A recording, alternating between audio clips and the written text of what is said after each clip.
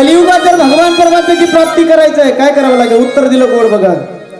हे कलियुग माझी करावे कीर्तन तेने नारायण दिला कीर्तन म्हणजे ऐका, कलियुगामध्ये माझी करावे कीर्तन. कीर्तन म्हणजे इथं येऊन बोलणं नाही बरं. कीर्तन म्हणजे नामचिंतन. करावे कीर्तन, करावे कीर्तन मुखी गावे हरीचे गुण. बरं महाराज, सोपं साधने देवाचं चिंतन करा. महाराज देवाचं चिंतन करायला काय? हो आम्ही रोजच देवाची पूजा करतोय. व्यवस्थित ऐका, देवापेक्षा सुद्धा देवाच्या नामात ताकद आहे वारकर. बरं का, देवापेक्षा सुद्धा देवाच्या नामात ताकद आहे. मी तुम्हाला सोपं विचारतो, व्यक्तीत ताकद आहे का व्यक्तीच्या नावात?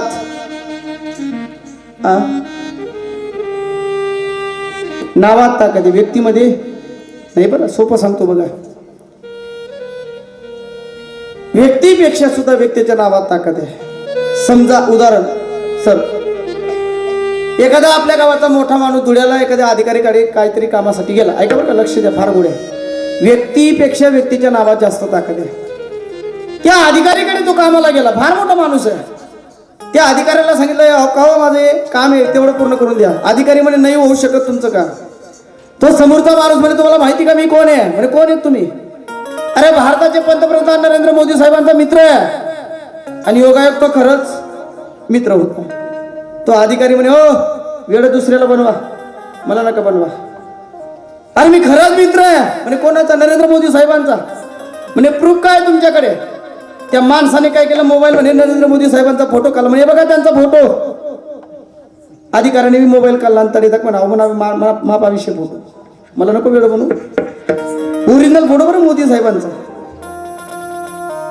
नाही काम करून देत होता तो अधिकारी. शेवटी पर्याय संपला. माणसाने काय केलं, डायरेक्ट कोणाला फोन लावला?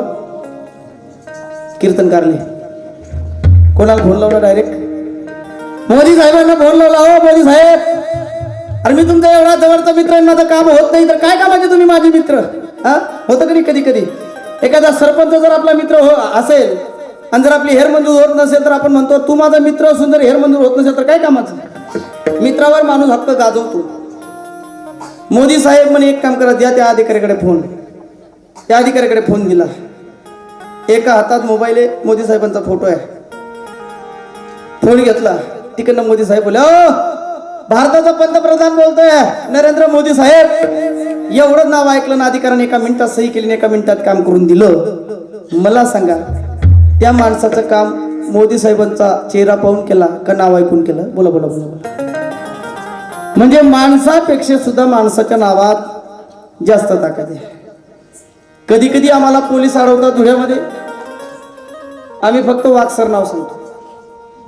वाकसर नाव सांगितलं की गाडी, त्यांनी यांना पाहिलं का नाही पाहिलं ते माहिती नाही आहे, पण वाकसर सांगितलं की गाडी सुटते. म्हणजे याचा अर्थ आहे व्यक्तीपेक्षा व्यक्तीच्या नावात जास्त ताकद आहे. हे पटत नसेल रामायणातला पुरावा देतो तुम्हाला. रामायणातला महाराज सेतू बांधण्याचं काम चालू आहे, दगडावर राम नाव टाकलं जात आहे आणि देवाला थोडासा अहंकार निर्माण झाला. कधी कधी वाटतं माणसाला मी आहे म्हणून कार्य चालू आहे. हा फार मोठा गैरसमज आहे. तू मर, कुणापेक्षा चांगलं होईल. परिवारात सुद्धा असं वाटतं बरं महाराज मी जिद्द आहे म्हणून बरं आहे, तू फक्त मर. प्रभू रामचंद्राने थोडस वाटलं की अरे माझ्या नावाने दगड तरतायत पण माझ्याकडनं का तरणार नाही. प्रभू रामचंद्र एकटे आले समुद्राच्या काठावर, एकटे. परिणाम वारकर एक लहान दगड उचलला, पाण्यात टाकला, जसा टाकला तसा तळाला गेला. पुन्हा दुसरा दगड उचलला, दुसराही दगड पाण्यात टाकला, जसा टाकला दुसरा सुद्धा तळाला गेला. आता तिसरा दगड उचलण्याच्या अगोदर प्रभू रामचंद्रांनी इकडं तिकडं पाहिलं. का पाहिलं असं सांगतो तुम्हाला? का? माणसाची मानसिकता आहे. एखादा माणूस मोटरसायकल सायकलीवर रस्त्याने जाता जाता एखाद्या चौकात जातो, खाली पडला, तो पहिले कपडाने झटकतो, पहिले आजूबाजू दखत, आपले काय कोणी दखत. प्रभू रामचंद्र आता इकडे तिकडे पाहायला लागले, कोणी दिसत नाही. पुन्हा तिसरा दगड उचलला आणि जसा टाकला समुद्राच्या पाण्यात, परिणाम तिसरा सुद्धा तळाला गेला. आणि आता मागून हसण्याचा आवाज आला. हळूच प्रभू रामचंद्रांनी मागे पाहिलं, हनुमंतराय होते. प्रभू रामचंद्रांनी विचारलं, हनुमंता म्हणे तू कवाय पाहिन? म्हणे जवळ पहिला दगड टाका. म्हणे तू सर्व पाहिलं? म्हणे हो. काय पाहिलं तू? अहो देवा तुम्ही 3 दगड पाण्यात टाकले. आणि माझ्या डोळ्यात एकच तिघी तळाला गेले. प्रभू रामचंद्र म्हणले मला तेच समजत नाहीये हनुमंता, माझ्या नावाने दगड तरतायत पण माझ्याकडनं का तरत नाही. हनुमंतराय म्हणले देवा तुम्ही 3 काय 100 टाका, 100 एकही दगड तरणार. अरे म्हणला 30 शंका आहे मला, माझ्या नावाने तरतो पण माझ्याकडनं का तरत नाही. वारकर फार गोड कीर्तन ऐकत आहात, हनुमंतरायचं उत्तर घरी न्या. हनुमंतराय म्हणतात देवा अरे तुमच्या हातून दगड तरू शकत नाही देवा. देवा ऐका, जोपर्यंत दगडावर राम नावाचा स्पर्श न होता तोपर्यंत दगड तरत नव्हता. राम नावाचा स्पर्श दगडाला झाला, दगड तरायला लागला. पण देवा राम नावाने दगड तरू शकतो पण तुमच्याकडनं दगड तरू शकत नाही. आणि का तरू शकत नाही म्हणले देवा तुम्ही ज्याला संसारात सोडून दिलं तो तरेलच कसा. महाराज जो संसारात तरतोय ना तो देवाने धरला म्हणून तरतोय. ज्या दिवशी देव आपल्याला सोडून देईल परिणाम आपण बुडायला शिवाय राहणार नाही. याचा अर्थ असा आहे जो दगड देवाकडनं तरत नाही तो देवाच्या नामाने तरतो. शब्द माझे नाही, किती गोडीत बघा. तुझ्या नामाचा महिमा तुझं कडे मेघ शमा. आणि बरं का सर मी कायम कीर्तना सांगतो देवाच्या नामाची ताकद एवढी वारकर एवढी आहे. देवाचा नामाचा आश्रय भक्त घेतात त्याच्यात नवल नाही, शत्रू सुद्धा घेतात. बरं का माझे छत्रपती राजा जेव्हा गेले ना इथून तेव्हा औरंगजेब रडला होता. महाराज आई बहिणींची अब्रू राखणारा राजा भगवान परमात्मा तुमच्याकडे येतोय, तुमचे दरवाजे उघडे ठेवा. म्हणजे देवाचं माणसाचं नाव असं पाहिजे, त्याचा आश्रय मित्राने घेतला याच्यात नवल नाही, शत्रूने सुद्धा घेतला पाहिजे. रामाचा शत्रू कोण होता? कोण? रावण. विभीषण देवाचं चिंतन करतो याच्यात नवल नाही. हनुमान भगवान परमात्माचं नामचिंतनाचा आश्रय घेतो याच्यात नवल नाही. देवाच्या नामात किती ताकद आहे वारकर. शत्रू सुद्धा देवाचा नामचिंतनाचा आश्रय घेतो. कधी? जेव्हा दगड तरायला लागले महाराज राम नाव टाकल्यानंतर सर्व राक्षस घाबरले. अरे राजाच्या नावाने दगड तरतात पडायला लागले. रावणाने पहिल्यावर काय झालं म्हणजे त्यांच्या राजाच्या नावाने दगड तरतायत तर राजा किती पॉवरफुल असेल, आपल्याला मरावं लागेल. रावण एवढा हुशार जगात बर का. रावण वेळानी वारकर रावण एवढा हुशार जगात कोणी. रावण म्हणे जर आपण आता युक्ती केली नाही तर आपल्याला कोणाच्या बळावर आपण युद्ध करायचं. त्या राक्षसांना थांबवणार म्हणलं थांबा, त्यांचा राजाच्या नावाने दगड तरतात, तुमचा राजा काही कमी का? त्यांच्या राजांच्या नावाने फक्त दगड तरतायत, तुमचा राजा पर्वत तारू शकतो. काय तारू शकतो? पर्वत तारू शकतोय. निघाला महाराज रावण पुढे, सर्व राक्षस मागे निघाले. भला मोठा पर्वत रावणाने हातामध्ये धरला. त्या पर्वताच्या जवळ रावण गेला, काहीतरी बोलल्यासारखं केलंय आणि पर्वत समुद्राच्या पाण्यावर टाकला. परिणाम वारकर आता पर्वतच तरायला लागला. राक्षसांना आनंद झाला, वा आपला इरादा कमी नाही. 2-4 राक्षस त्या पर्वतावर बसले. मस्त महाराज फिरून आले. राक्षस म्हणजे जडबुद्धी, गुरुगामा वेद. मिरवणूक निघाली. महाराज जयघोष करायला लागले. रावणाला आनंद वाटला. संध्याकाळ झाली. रावण शयनगृहामध्ये झोपायला आला आणि मंदोदरीने रावणाला विचारलं, खरंच सांगा मला माहिती तुमच्या हातून पर्वत तरू शकत नाही, पण तुमच्या हातून पर्वत तरलास कसा? बरं का सर, संसाराची व्यथा आहे. जगात माणसाचा अख्खा जगाला खरं पटू शकतो, पण लाडकी बहीण बायकोला मंदोदरी म्हणे तरू शकत नाही तुमच्याकडनं पर्वत, मला माहिती आहे. रावण म्हणले अरे मीच तरला, अजिबात शक्य नाही. तुमच्या हातून पर्वत तरला कसा? त्याचं मागचं राजकारण मला सांगा. माणसाचा पर्याय संपला की पत्नीकडे त्याला खरं सांगावं लागतं ना. मग शेवटी रावणाने काय केलं, पत्नीला म्हणे बघ तुलाही माहिती आहे माझ्याकडनं पर्वत तरणार नाही आणि मलाही माहिती आहे माझ्याकडनं पर्वत तरणार, पण मंदोदरीला रावण म्हणतोय मी तुझ्याकडे सांगतो, तू कोणाला सांगायचं नाही. आणि प्रत्येक मंदोदरी हाच म्हणस आणि दुनीचे टरणार तीच राह. बरं का, जगातली अशी कोणतीच मंदोदरी नाही आहे. प्रत्येक पती पत्नीला म्हणतो अगं महत्वाची गोष्ट आहे तुला सांगतो, कोणाला सांगायचं? ती म्हणे मेमोरीज असू पण कोणले सांगावं.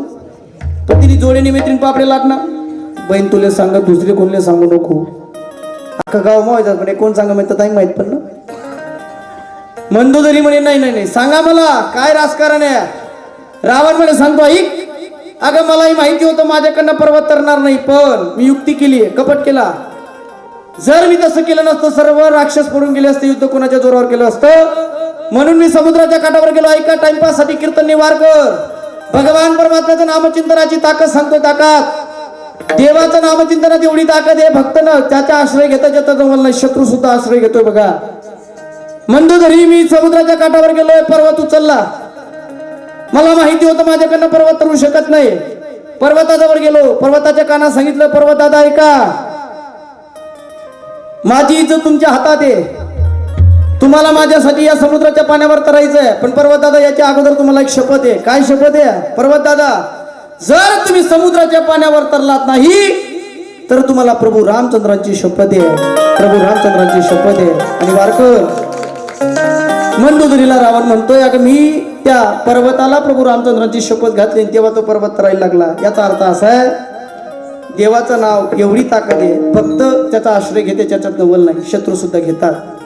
मग महाराज आपण चिंतन करायला काय हरकत आहे? हा करतो का आपण चिंतन? करतो नाही करत आपण. आपली टेंडन्सी अशी आहे आपण देवाचा विचार करण्याच्या अगोदर संसाराचा विचार करतो. पटवून देतो तुम्हाला, इथं पटवून देतो तुम्हाला इथं बरं का. समजा महिला मंडळ एखादा तुम्हाला चिंतन द्यायला आला, या गौतमगिरी बाबांच्या मंदिराच्या प्रांगणात सप्ताह होतो, एखादा माणूस तुम्हाला देवाचं चिंतन द्यायला, घ्या मोफत घ्या मोफत. आणि त्या चिंतन देणाऱ्या सोबत ऐकतायत ना तुम्ही, माणूस परमार्थाचा विचार करण्याच्या अगोदर संसाराचा विचार करतो. तो कसा करतो पटवून देतो बघा. एखादा देवाचं चिंतन द्यायला आला आणि त्या देवाचं चिंतन देणाऱ्या सोबत चांगला साडी विकणारा आला, तुम्ही कोणाकडे जाणार? उभा काही अंदाज? बरं तुम्ही साड्या आदल्या पण आधी दिला बाळ बोला. पण या गप्पाने बरं सर, गप्पाने प्रमाणे प्रमाण. माझ्या कबीर महाराजांनी चिंतन डोक्यावर घेतलं, कबीर महाराजांनी. आणि माझे कबीर महाराज असे या गौतमगिरी बाबांच्या चौकात आले आणि कबीर महाराज जगाला आरोडी मारतायत वारकर, और घ्या कोणीतरी माझ्याकडनं चिंतन मोफत घ्या मोफत. काही शब्द आहेत महाराज माझे कबीर महाराज, किती गोड आरोडी मारतात बघा. हे राम नाम के हिरे मोती,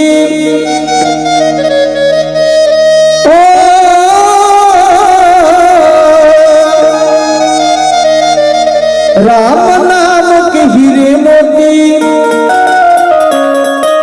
मैं बिखराऊं गली गली, ले लो रे कोई राम का प्याला, शोर मचाऊं गली गली, शोर मचाऊं गली गली. कबीर महाराज म्हणला घ्या कोणीतरी वारकर, फुकट घ्या माझ्याकडनं चिंतन फुकट. पण काय केलं सांगू का? वारकरांनी उत्तर दिलं, घेतलं असतं महाराज तुमच्याकडचं चिंतन, पण कमी नाही ना आम्हाला. पांढऱ्याला पाणी आहे, अक्कलपाडा धरण आहे, जेव्हा पाणी ते पाहिजे तेव्हा पाणी आहे, भरपूर पैसा आहे आमच्याकडे, गरज आहे तुमच्याकडे चिंतनाची. अंगठा टेकला की 1500 रुपये आम्हाला कमी का? बरं का सर, आताच्या पिढीच्या महिला फार भाग्यवान आहेत बरं. हे बिचारी तरुणांना पगार नाही, कोणी ग्रॅज्युएशन केलेलं, कोणी काही डिग्री मिळवली तरी त्यांना पगार नाही आहे ना. अंगठा टेकीन 1500 रुपये उपलला इथे. सोपं प्रारंभ आहे का?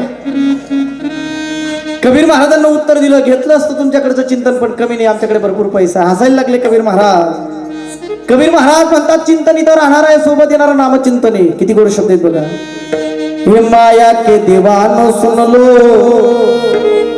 एक दिन ऐसा आएगा, धन दौलत और माल खजाना यही बड़ा रह जाएगा. शब्द किती गोड आहेत, अंडरलाईन करा या शब्दाला. धन दौलत और माल खजाना, सोबत येणारं चिंतन आहे. पैसा इथं राहणार आहे, बँकेत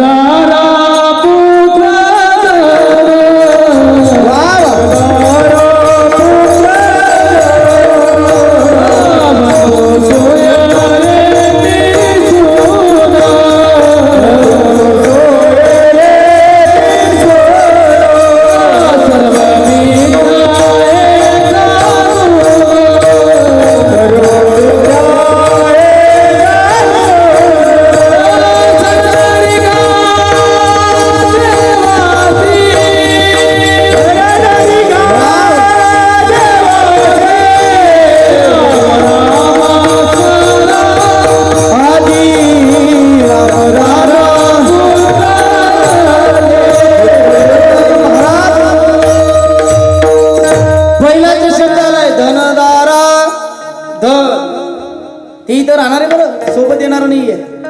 बँकेतला पैसा बँकेत वार कर, तिजोरीतला पैसा तिजोरी दे, पेटीतला पेटी दे, चार डबा म्हणा नाहीये सोबत. आणि सर आमच्या गावात गल्ली करणार तुम्हाला माहिती 25,000 लोकसंख्येचं गाव आहे मालपूर. सोबत येणार आहे. आणि ती महिला मंडळ तुमची लाडकी बहीण योजना आली, आणि ती योजना आली सर, आणि एका 60 वर्षाच्या म्हातारीला कोणीतरी सांगितलं आजी तुम्ही स्कीम मध्ये बसताय, तुमचं 60 वर्षाचं वय पूर्ण व्हायला 2-3 महिने बाकी आहेत.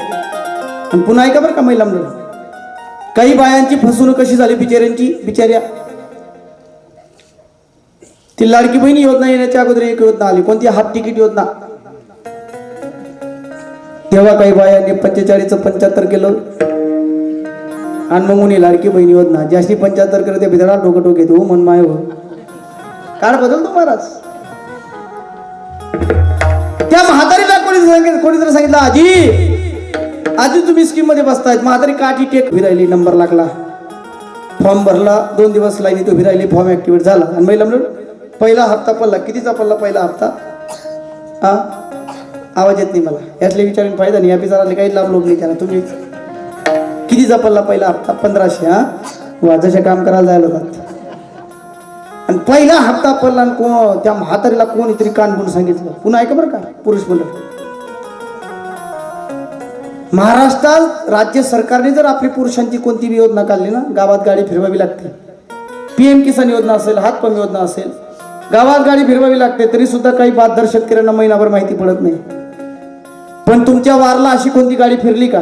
वारला नाही, अख्ख्या महाराष्ट्रात ती गाडी फिरली नाही. कोणती सांगू? ऐका महिला मंडळ, मुख्यमंत्री साहेबांनी तुमच्या लाडकी बहिणीचा हप्ता बँकेत टाकलेला आहे, तरी सकाळी बँकेत जा धुळ्याला आणि हप्ता काढून आणा. अशी कधी गाडी कधी फिरवली गाडी? गाडी फिरवायचं काम नाही सर. एकच बाईले मॅसेज पुढे जायचं गाव मा धुनी चेट, आणि त्या म्हातारीला कोणीतरी सांगितलं आजी पहिला हप्ता पडलाय. म्हातारी का, आता आमचं मोठं गाव आणि एकच सेंट्रल बँक. म्हातारी काठी टेकट गेली, लाईनीत उभी राहिली. महाराज 2 दिवस लाईनीत उभी राहिली, नंबर लागला नाही. ना तू म्हणायचं आजी अगं म्हातारी तू मी थांबतो तुझ्या जागेवर. म्हणे भाऊ तुनावर म्हणा भरोसा नाही, तू बाई बरा उपाटीशी म्हणे. 2 दिवस म्हातारी लाईनीत उभी राहिली. कोणीतरी 1500 रुपयाची स्लिप म्हातारीला भरून दिली. म्हातारीचा अंगठा लावला. परिणाम वारकर माझ्याकडे बघा. 3ऱ्या दिवशी 3 वाजता म्हातारीचा नंबर लागला. म्हातारीने कॅशियरकडे स्लिप दिली. कॅशियरने 1500 रुपये घेतले. अजून पैसे कॅशियरकडे आहेत. 60 वर्षाचं वय आहे, ऊन तापतंय, पोटात अन्नाचं कण्णे पाण्याचा थेंब नाही, सकाळपासून लाईनीमध्ये उभी आहे. परिणाम पैसे कॅशियरकडे आहेत. कॅशियर कॅबिनच्या आत आहे, म्हातारी कॅबिनच्या बाहेर आहे. आणि तेवढ्यात सर असं झालं, धरलेल्या टेकुना आणि बँका माझ मरी गई. माझे शब्द नाही, कबीर महाराज म्हणतात धन दौलत और मालक जाना यही बड़ा रह जाएगा. सुंदर काया मिट्टी होगी, चर्चा होगी गली गली, ले लो रे कोई राम का प्यारा, चोर बचाओ गली गली. बरं का, संतांनी आपल्याला प्रत्येक भाषेत सांगितलंय, पण लोकांनी ऐकलं नाहीये. लोक ऐकत, आता तुम्ही इथे कीर्तनाला ऐका येत आहेत, फक्त तुम्ही ऐकणार जागेत ना. संतांनी सर का सर प्रत्येक भाषेत समजवलंय आपल्याला. संतांनी आपल्याला सांगून पाहिले, सांगतो तुम्हा असे नाही ऐकलं लोकांनी. हात जोडले, हात कर जोडणी विनवितो तुम्हा, तुम्ही वासुदेव वासुदेव म्हणा. हात जोडले होते संतांनी आपल्या समोर, तरी लोकांनी ऐकलं नाही. संतांनी पाया पडलाय, लागून या पाया, तरी लोकांनी ऐकलं नाही. महाराज दंडवत घातलाय संतांनी, दंडवत सकडांच्या पाया, तरी लोकांनी ऐकलं नाही. बाप म्हटलंय संतांनी वारकर आपल्याला. कोण म्हणतं बाप? संत.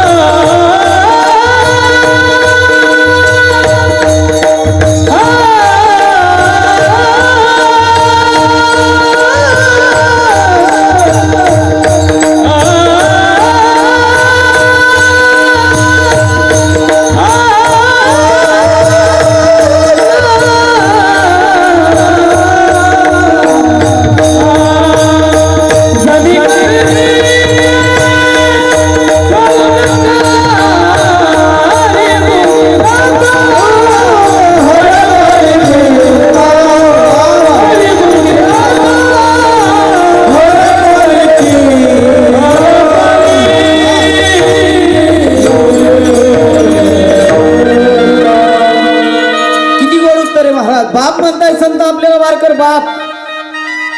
बाप कोणाला म्हणतात? तरुण मंडळ, जो जन्म देतो तो बाप. पण सर मी थोडासा विरोधाभास सांगतो. जगात दोन लोकांना बाप म्हणतात, दोन. ऐका, फार गोडे. पहिला जन्म देतो तो बाप, आणि दुसरा जो गावमा कोणाचा ऐकस नाही डोकावर ना तो. समजा इथं हरिपाठ संपला, एखादा पोरगा आगाऊपणा करत असेल, एखादा आपला कार्यकर्ता येतो त्या पोराला सांगतो जाय रे हो म्हणा, तो बाप आहे का? जो कधी कोणाचा ऐकत नाही तो कोण आहे?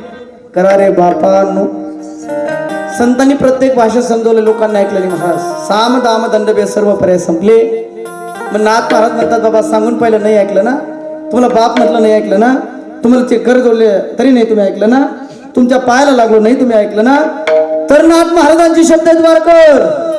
नाथ महाराज म्हणतात, बाबा साम दाम दंडभेद सर्व सांगितलं, जर आमचं तुम्ही ऐकलं नाही मग तुमचं बघा. काय शब्द आहेत, काय म्हणतात नाथ महाराज बघा. हे जरी नाही काल मग दुसरा येईल, हे जरी नाही काल आवाज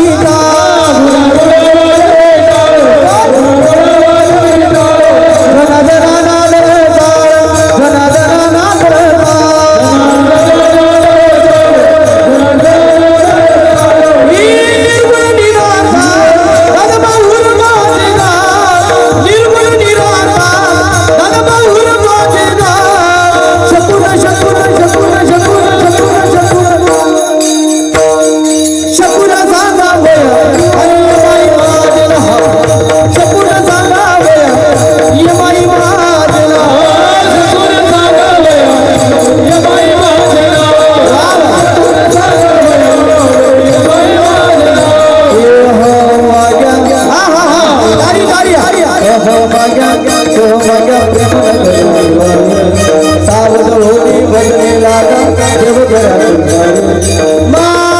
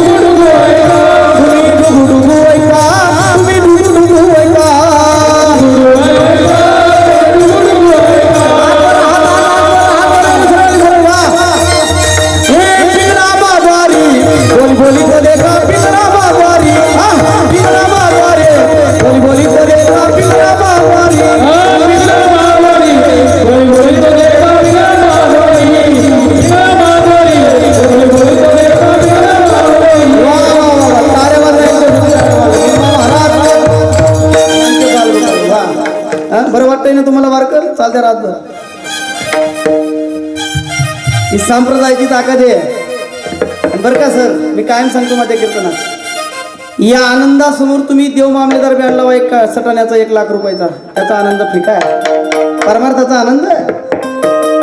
नाथ महाराज आपल्याला म्हणतात बाबा सावधान दंडवे सर्व पर्याय संपले. नाही ऐकत ना तुम्ही आमचं? आता ऐका, शब्द किती गोड आहेत बघा. हे जरी नाही काल मग दुसरा येईल. दुसरा येणारे कोण येणारे? महिला मंडळ जवळ दोन आले. दुसरा येणारे कोण कोण? सरती शेवटी काड बांधून नेईल सरती शेवटी जाण्याच्या अगोदर सावधवान देवाचं चिंतन करा. प्रत्येकाला चिंता आहे पण निश्चिंताचा पर्याय एकच आहे, चिंतन आहे. आणि तुकोबाराय म्हणतात की बाबा आम्हाला सुद्धा आतापर्यंत चिंता होती पण असा देवाचा गुण आम्हाला आवडला. तो गुण कोणता आहे की भगवान परमात्म्याचं नामचिंतन केल्याचा परिणाम आमच्या सुद्धा जीवनातली चिंता केली. अभंगाच्या पहिला चरण तुकोबाराय म्हणतात, आम्ही असनी शांतीने